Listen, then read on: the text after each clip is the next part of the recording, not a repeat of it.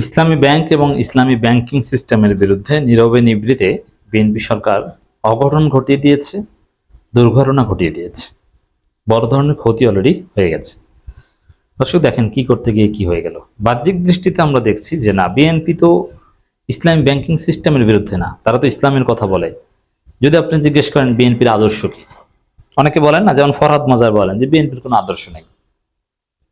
আদর্শ আছে জামাতের, আদর্শ আছে আওয়ামী লীগের, আদর্শ আছে এনসিপি। বিএনপি আদর্শটাকে, হ্যাঁ, বিএনপির আদর্শের প্রশ্ন যদি করেন, এটা তারা চর্চা করে না, কিন্তু তাদের থিওরিটিক্যালি তাদের আদর্শ আছে।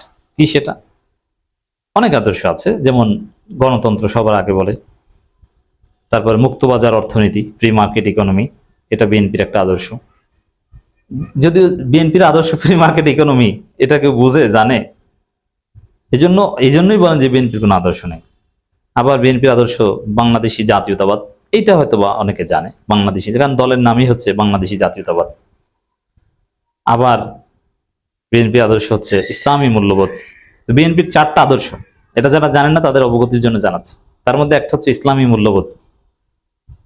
তা আদৌ ইসলামী মূল্যবোধ তারা চর্চা করে কিনা, এটা করতো একটা সময় পর্যন্ত, কিন্তু এখন তারা আছে কিনা, না এখন তারা ইসলামী মূল্যবোধ বাদ দিয়ে সেকুলার হয়ে গিয়েছে। বিএনপি কখনো সেকুলার দল ছিল না, এই জন্য বিএনপি নিজেদেরকে কখনো প্রগতিশীল বলতো না এবং প্রতিপক্ষকে মৌলবাদী, দক্ষিণপন্থী হিসেবে গালি দিত না। কিন্তু এখন আওয়ামী লীগের অনুপস্থিতিতে বিএনপি সেকুলার হয়ে গেছে। বিএনপি নিজেদেরকে বলে প্রগতিশীল, প্রতিপক্ষকে বলে মৌলবাদী, দক্ষিণপন্থী। এই জন্য বিএনপি তার আগের আদর্শ না, এটা জিয়াউর রহমান খালেদা জিয়া যতদিন ছিলেন অথবা আওয়ামী লীগ আমল পর্যন্ত তাদের এই যে আদর্শটা ইসলামী মূল্যবোধ, এটা ছিল। এই জন্য বিএনপি নেতারা মাঝে মাঝে বলতো জাতীয়তাবাদী এবং ইসলামী মূল্যবোধে বিশ্বাসী শক্তিকে ঐক্যবদ্ধ হতে হবে, ইসলামী মূল্যবোধ চর্চা করেন। বিশেষ করে আলতাফ হোসেন চৌধুরী, খন্দকার মাহবুব, এরা এই জাতীয়তাবাদী এবং ইসলামী মূল্যবোধ এইটা প্রায় বলতেন। তো দর্শক, বিএনপি তো অন দি পেপার ইসলামী মূল্যবোধ ধারণ করে।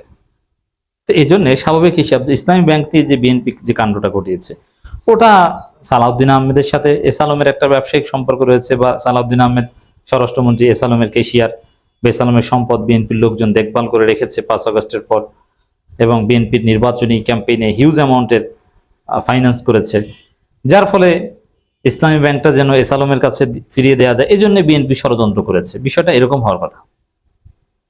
কিন্তু আওয়ামী লীগের বা ইসলাম বিরোধী শক্তির যে উদ্দেশ্য, যে ইসলামের ক্ষতি করা, সেকুলারিজম কায়েম করা, ইসলামী বিধিবিধান, ইসলামী মূল্যবোধ উঠিয়ে দেয়া রাষ্ট্র ব্যবস্থা থেকে, সমাজ থেকে, সবাই হবে, সব জায়গায় হবে সেকুলার। সেনাবাহিনীও সকালে কোরআন তেলাওয়াত করে সকাল শুরু করতে পারবে না, এদের সকাল শুরু হবে রবীন্দ্রসঙ্গীতের মাধ্যমে। এই যে সেকুলার চিন্তা ভাবনা আওয়ামী লীগের, বিএনপির তো এরকম সেকুলার চিন্তা ভাবনা না। এই জন্য ইসলামী ব্যাংক নিয়ে বিএনপির যে ঝামেলা, এটা স্বাভাবিকভাবে অনেকে ধারণা করছেন যে এটা জাস্ট এস আলমের সাথে একটা ব্যবসায়িক সম্পর্কের ফল, কিন্তু না। বিএনপি এখন আর ইসলামী মূল্যবোধে নাই, বিএনপি এখন সেকুলার হয়ে গেছে। ইসলামী ব্যাংক নিয়ে ঝামেলা করে পুরো ইসলামী ব্যাংকিংকেই ধ্বংস করে একটা সেকুলার অর্থনীতি কায়েম করতে চায় বিএনপি, সেই ঘটনা ঘটেছে। এটা বিএনপি সবাই যে এই ইসলামিক মূল্যবোধ ধ্বংসের পক্ষে সেকুলার হয়ে গেছে তা না, তবে একটা অংশ বিএনপির যারা অর্থনীতি নিয়ে ডিল করে, এরা সেকুলার আগে থেকে, যার ফলে ইসলামী ব্যাংকিংটাকে বাংলাদেশে ধসিয়ে দেওয়ার একটা উদ্যোগ তারা নিয়েছে। দেখেন অলরেডি ইসলামী ব্যাংক নিয়ে যে কাণ্ড ঘটেছে, তাতে শুধু ইসলামী ব্যাংক বাংলাদেশ না, পুরো ইসলামী অর্থনীতি ক্ষতিগ্রস্ত হয়েছে। ইসলামী অর্থনীতির উপর মানুষের আস্থা কমে গিয়েছে। কেন? যে ইসলামী অর্থনীতি আমার টাকা নিরাপত্তা দিতে পারে না। কারণ সোশ্যাল ইসলামী ব্যাংক, ফার্স্ট সিকিউরিটি ইসলামী ব্যাংক, শাহজালাল ইসলামী ব্যাংক, আল আরাফি ইসলামী ব্যাংকে আমি পয়সা রেখেছি, সে পয়সা তো পাই না। আবার ইসলামী ব্যাংক বাংলাদেশে এটা ছিল ঠিকঠাক, এখান থেকেও তো আমি টাকা উঠাতে পারছি না। আমার লাগে ডেইলি 1 লাখ বা 50,000, আমি বুথ থেকে উঠাই, আমি এখন 10,000 টাকার বেশি উঠাতে পারছি না। তো এটা একটা ঝামেলা না? এই ঝামেলায় তো অনেকেই পড়তে চাইবে না, যাতে মনে করবে না না ইসলামিক যে সিস্টেম, এগুলো এক পর্যায়ে থাকে না।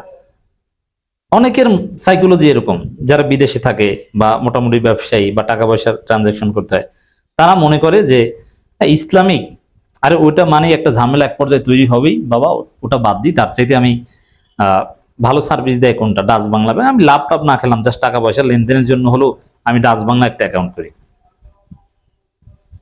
এটা একটা রিয়ালিটি যে মানুষ ঝামেলায় পড়তে চায় না। আর্থিক লেনদেনের ক্ষেত্রে ট্রানজাকশনের ক্ষেত্রে এইসব অনিয়মের মধ্যে পড়তে চায় না, অনিশ্চয়তার মধ্যে পড়তে চায় না। তাহলে ইসলামী ব্যাংক নিয়ে ঝামেলা করে বিএনপি সরকার পুরো ইসলামী অর্থনীতিকে বাংলাদেশে ধসিয়ে দিয়েছে, প্রশ্নবিদ্ধ করেছে। অতএব ইসলামী ব্যাংক নিয়ে ষড়যন্ত্র শুধু ইসলামী ব্যাংক, এসালম, জামাত এভাবে দেখলে হবে না। ইসলামী ব্যাংক নিয়ে বিএনপি সরকার যে কাণ্ড, এটা ইসলামের বিরুদ্ধে ষড়যন্ত্র হিসাবে রিড করতে হবে। সমস্যার গভীরে যদি কেউ যেতে চান, তাহলে এটা ইসলামী অর্থনীতির বিরুদ্ধে ষড়যন্ত্র হিসেবে রিড করতে না পারলে আপনি ব্যর্থ। দর্শক দেখেন, ইসলামী ব্যাংকের অস্থিরতার ঢেউ শরিয়া ব্যাংকে। কালবেলার একটা রিপোর্ট, কমছে আমানত। এর মানে ঝামেলা হয়েছে ইসলামী ব্যাংক বাংলাদেশ লিমিটেড, ইসলামী ব্যাংক বাংলাদেশ পিএলসি, ঝামেলা হয়েছে এখানে। কিন্তু সকল শরিয়া ভিত্তিক ব্যাংক থেকে মানুষ আস্থা ফিরিয়ে নিচ্ছে। এই যে আন্দোলনের যে ঘটনা দেখলেন, কলম বিরতির যে ঘটনা দেখলেন, চেয়ারম্যানকে ব্যাংকে ঢুকতে দেবে না, এই ঘটনা যেটা আপনারা দেখলেন, এটা তো শুধু ইসলামী ব্যাংক পিএলসি, অন্যান্য শরিয়া ভিত্তিক ব্যাংকের সাথে তো এটা সম্পর্ক না। কিন্তু মানুষ আস্থা ফিরে নিচ্ছে, আমানত উঠিয়ে নিচ্ছে সমস্ত শরিয়া ভিত্তিক ব্যাংক থেকে। মানুষ ঝাঁপিয়ে পড়ছে ডাচ বাংলা ব্যাংকে। তাহলে ইসলামের বিরুদ্ধে এই শরিয়া ব্যাংক, মানে শরিয়া ব্যাংক এটা ভালো না, এতে কাজ হয় না, নিশ্চয়তা নাই। দীর্ঘমেয়াদে একটা ঘটনা ঘটে গেছে। বুঝতে পারছেন ইসলামের বিরুদ্ধে ষড়যন্ত্র কিভাবে করে। ইসলামী ব্যাংক রক্ষা, এটা ইসলাম রক্ষা, ইসলামী মূল্যবোধ রক্ষা, ইসলামী অর্থনীতি রক্ষা। জন্য ইসলামী ব্যাংক রক্ষায় সর্বোচ্চ আন্দোলন আপনাকে করতে হবে। ইসলামী ব্যাংক রক্ষায় আপনাকে মহাসমাবেশে যেতে হবে। এটা সরই বাধ্যবাধকতা। আপনি যদি ইসলামী অর্থনীতির পক্ষে থাকেন, আপনাকে যেতে হবে। আপনার টাকা বাঁচানোর জন্য যতটা না, তার চেয়ে ইসলামী অর্থনীতি বাঁচানোর জন্য। বিলিভ ইট অর নট, এইভাবে রিড করতে না পারলে আপনি ফেইলড। 4 ইসলামী ব্যাংকের চলমান অস্থিরতার ঢেউ লেগেছে শরিয়া ভিত্তিক ব্যাংকগুলোর আমানতে। ইসলামী ব্যাংকগুলোর চলতি বছরের প্রথম প্রান্তিক জানুয়ারি-মার্চ 2026 আমানতে ভাটা পড়েছে। এই সময় ইসলামী ব্যাংকগুলোর মাধ্যমে রপ্তানি আয়, আমদানি নিষ্পত্তি ও প্রবাসী আয় আহরণের নিম্নমুখী প্রবণতা দেখা গেছে। বিশেষ করে এই জুন মাসে ব্যাপকভাবে কমে গিয়েছে ইসলামী ব্যাংকের যে রেমিটেন্স, সেটা সব সেক্টরে একদম। এলসি টেলসি গুলো যারা ব্যবসা বাণিজ্য, কোনো সবাই এখন বিকল্প করছে। কোনো ইসলামী ব্যাংক বা এই ঝামেলা করতে চাই না, আমি ব্যবসা করি, ইসলামী নাম আছে, এমন কোন শরিয়া আছে এরকম ব্যাংকে যে আমি ঝামেলা করতে চাই না। ব্যাংক সংশ্লিষ্টদের মতে, ব্যাংক পরিচালনায় অযাচিত হস্তক্ষেপ, আমানত প্রত্যাহারের চাপ ও খেলাফি ঋণের কারণে শরিয়া ভিত্তিক ব্যাংকগুলোর প্রতি গ্রাহকের আস্থা প্রায় তলানিতে নেমে গেছে। তা আস্থা না থাকলে ওটা এমনিতেই ধ্বংস হয়। এরকম পরিস্থিতি তৈরি করে জনগণের আস্থা, এমনকি ইসলামপন্থীদের আস্থা, যেমন আমি ইসলামপন্থী কিন্তু আমি ব্যবসা করি, আমার মাসে কয়েক কোটি টাকার ট্রানজাকশন আছে, সেখানে আমি ইসলামী ব্যাংক থেকে আমি মুখ ফিরিয়ে নিয়ে এখন আমি ডাচ বাংলা ব্যাংকে দিয়ে গেছি। কেন? আমার ব্যবসা ঠিক মতো চালাতে হবে। আর যারা ইসলামপন্থী, এরকম কট্টর ইসলামপন্থী না, যারা জাস্ট এমনিতে কোন রকম ইসলাম মানার কথা বলে, অথবা ইসলাম নাম আছে, ভালোবাসা পেয়ে গেছে, ঝুঁকি নিতে রাজি না, তারা তো আগেই এখান থেকে চলে গেছে। এভাবে ইসলামের বিরুদ্ধে ষড়যন্ত্র করছে বিএনপি সরকার।